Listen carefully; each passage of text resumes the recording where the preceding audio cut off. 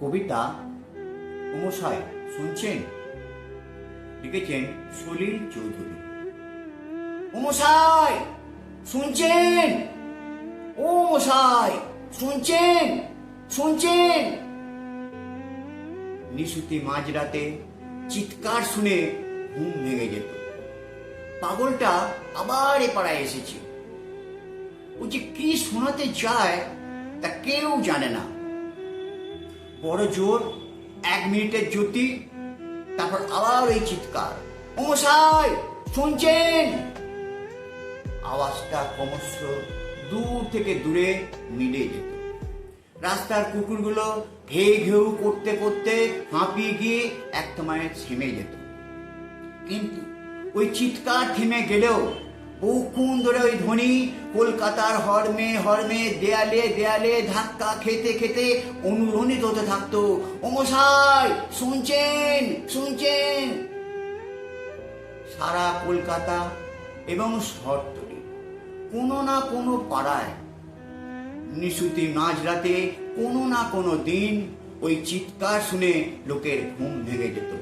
ও মশাই শুনছেন। হঠাৎ জেগে ওঠা লোকেরা বলতো, পাগলটা আবার এ পাড়ায় এসেছে। আমি তখন তরুণ, আজ থেকে প্রায় 40 বছর আগেকার কথা। দেশ সবে স্বাধীন হয়েছে। অনেক কিছু বঞ্চনার হতাশায় প্রতারণার ক্ষোভে ক্ষমতাসীন দেশ শাসকরা রক্ত গঙ্গা বয়ে দিচ্ছে। তখনকার কলকাতা এবং শহরতলি সকলেই ওকে জানে। জ্বলন্ত দুটি চোখ, মুখে খোঁচা খোঁচা দাড়ি, মাথায় উস্কো খুস্কো কাঁচা পাকা চুল, তাপ্পি মারা লম্বা একটা আলখেল্লা, পরনে খাকি প্যান্ট, বগলে পুরাতন কাগজ আর পায়ে মিলিটারি জুতো। লোকেরা বলতো ওনাকে একজন টেররিস্ট, পুলিশের মার খেয়ে ও পাগল হয়ে গেছে। আবার কেউ কেউ বলতো ও নাকি দ্বিতীয় মহাযুদ্ধের সময় ছিল মেজর, মানুষ খুন দেখে দেখে ওর মস্তিষ্ক বিকল হয়ে গেছে। আবার কেউ কেউ বলতো ওনাকে একটা ভরাডুবি জাহাজের কাপ্তান, টর্পেডোর গায়ে জাহাজ শুধু সবাই ডুবে গেলেও ওই একমাত্র বেঁচে যায়। তাই সেই দুঃখে ও অনুশোচনায় আজও জ্বলছে।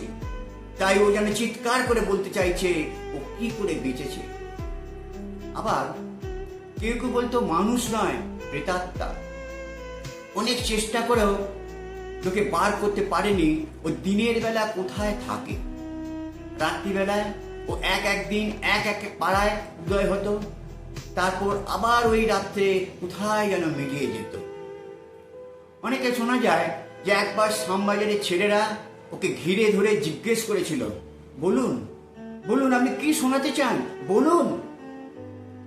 ওনাকে অনেকক্ষণ বোকার মতো ফ্যাল ফ্যাল করে চেয়েছিল। তারপর আবার চিৎকার করে উঠে বলেছিল, ও মশাই শুনছেন।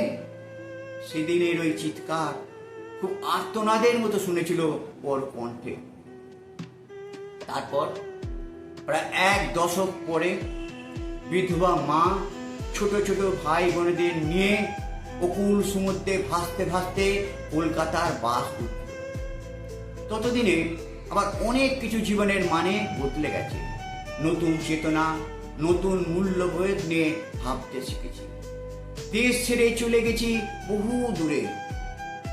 এভাবে 1, 2, 3 করে 3টি দশক ভুলে যায়। কবে ভুলে গেছি সেই ও মশাইয়ের কথা।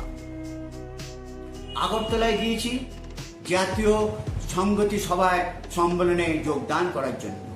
উঠেছি সার্কিট হাউসে, আছি দোতলায় একটা ঘরে। হঠাৎ মাঝরাতে ওই অতি চিৎকার, ও মশাই শুনছেন। আমার সারা শরীর কাঁটা দিয়ে ওঠে। আমি ধর্মর করে উঠে পড়ি। হ্যাঁ, এ তো সেই চিৎকার। তবে আজ ওই কণ্ঠস্বর যেন বড় ক্লান্ত, বড় আকুতি ভরা, বড় হতাশায় জীর্ণ। আমি তাড়াতাড়ি পোশাক পাল্টে টর্চ নিয়ে নিচে নেমে আসি। লোকটাকে আজ ধরতেই হবে। কুয়াশায় ভরা রাত, ঘেউ ঘেউ করছে সারা পাড়ায়।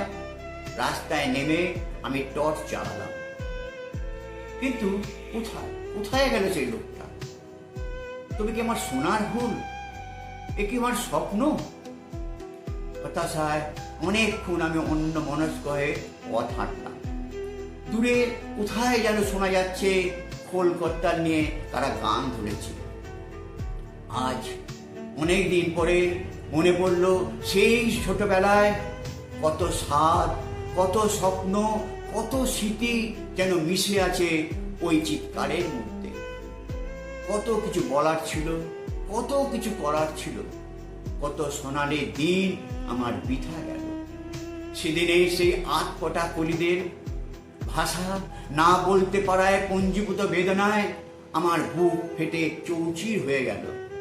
আমার ইচ্ছে করলো আমিও চিৎকার করে উঠে বলি, ও মশাই শুনছেন? ঘরের ফিরে এসে রাত্রে আমি শুয়ে পড়ি, তন্দ্রায় চাদর মুড়ি দিয়ে পাশ ফিরি।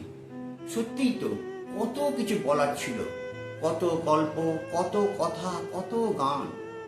ভাবতে ভাবতে আমি ঘুমিয়ে পড়ি। তারপর আবার ভোর রাতে সে একই চিৎকার, ও মশাই শুনছেন? খোলা জানলা দিয়ে বাইরে স্থিমিত তারার দিকে চেয়ে আমি চেয়ে রইলাম। আমি চেষ্টা করেছিলাম নিশ্চিন্ত হওয়ার জন্য যে আবার ওই ডাক শোনা যায় কিনা। হ্যাঁ, আবার শুনলাম ওই চিৎকার।